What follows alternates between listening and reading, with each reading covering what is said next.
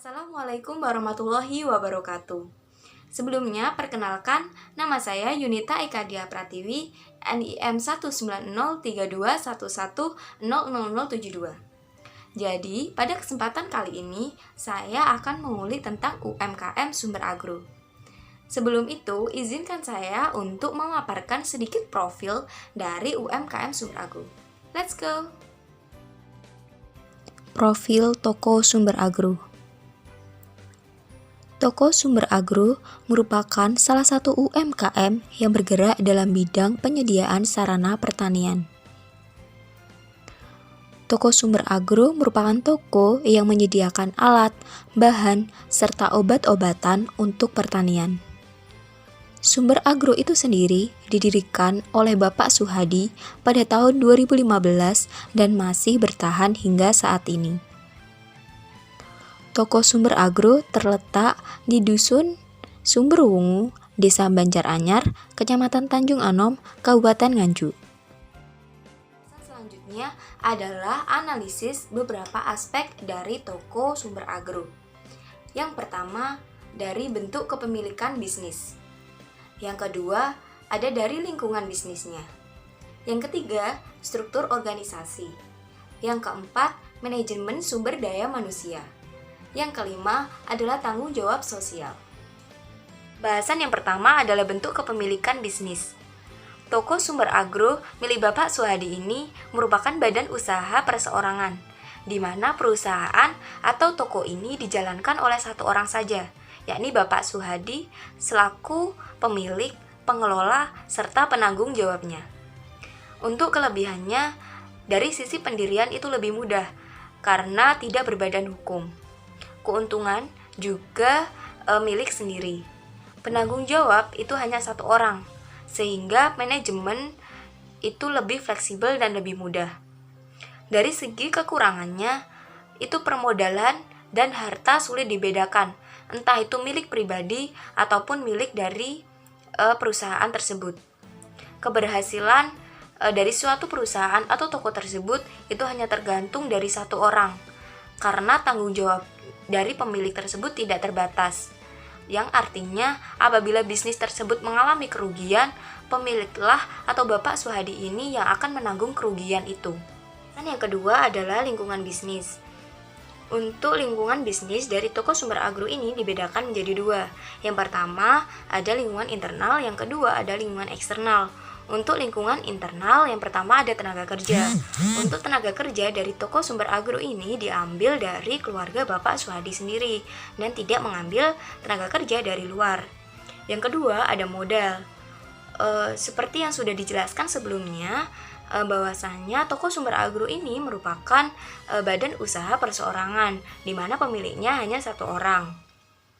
Dan untuk permodalannya itu hanya bersumber dari pribadi Bapak Suhadi. Yang ketiga ada material atau bahan baku. Untuk produk-produk yang dijual dari toko Sumber Agro ini merupakan pembelian dari toko lain yang lebih besar.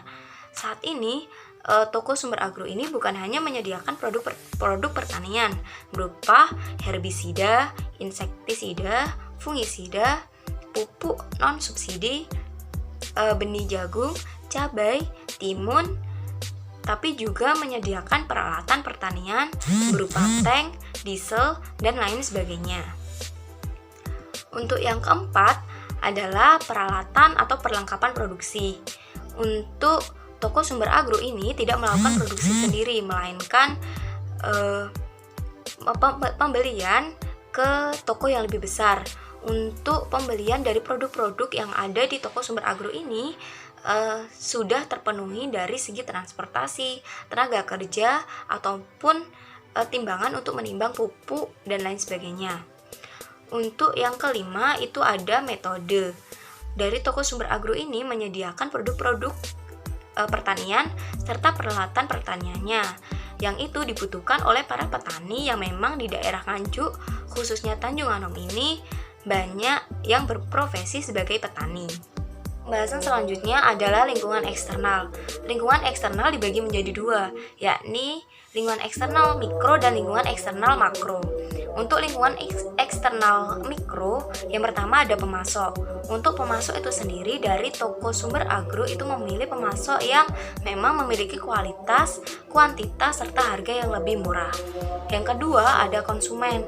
Untuk konsumen atau sasaran konsumen yang dituju dari toko sumber agro ini adalah petani dari wilayah yang dekat dengan toko sumber agro itu sendiri, yakni terkhusus di daerah Tanjung Anom, Hanju. Untuk yang ketiga ada pesaing. Untuk pesaing itu merupakan jenis toko yang memiliki produk-produk yang sejenis. Maka dari itu, dari toko sumber agro ini diperlukan inovasi yang baru terkait dengan segi kualitas produk ataupun dari harga yang bisa lebih terjangkau bagi para konsumen. Pembahasan selanjutnya adalah lingkungan eksternal dari segi makro. Yang pertama ada kondisi sosial budaya.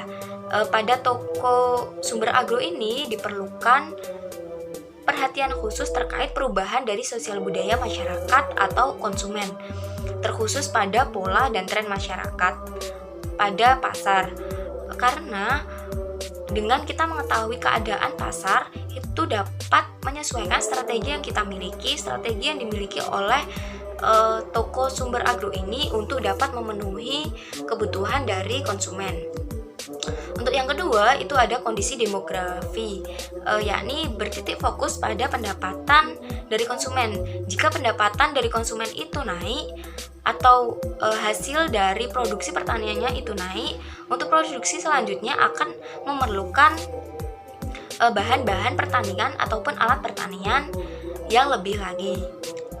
Pembahasan yang ketiga adalah struktur organisasi. Pada toko sumber agro ini memiliki struktur organisasi lini, yakni struktur organisasi yang terdapat garis wewenang berhubungan langsung secara vertikal, atasan serta bawahnya.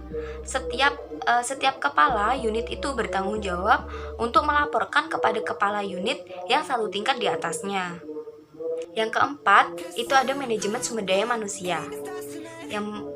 Manajemen sumber daya manusia ada beberapa aspek. Yang pertama ada perencanaan, merupakan kegiatan yang memperkirakan keadaan tentang tenaga kerja agar dapat sesuai kebutuhan dari sebuah organisasi yang efektif, efisien, serta tujuan dari organisasi tersebut itu dapat tercapai.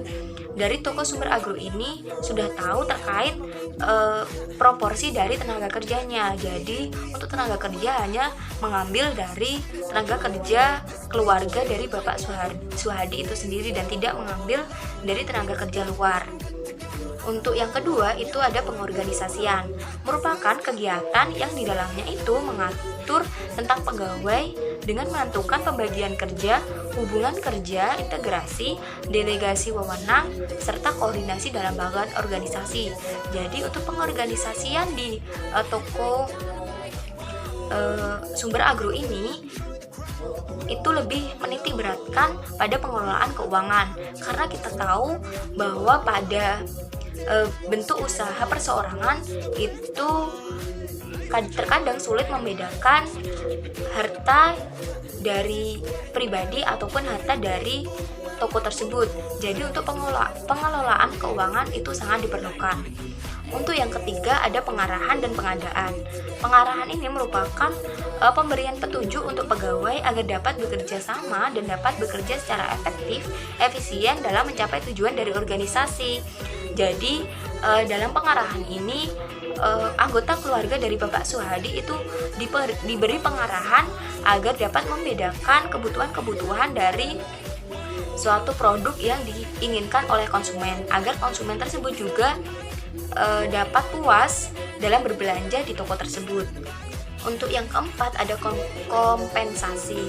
Itu merupakan sebuah pemberian atas balas jasa secara langsung berupa uang ataupun barang kepada pegawai untuk imbalan jasa yang telah mereka berikan ke organisasi. Jadi untuk kompensasi itu lebih mengarah ke kebutuhan-kebutuhan sehari-hari. Yang kelima itu ada tanggung jawab sosial.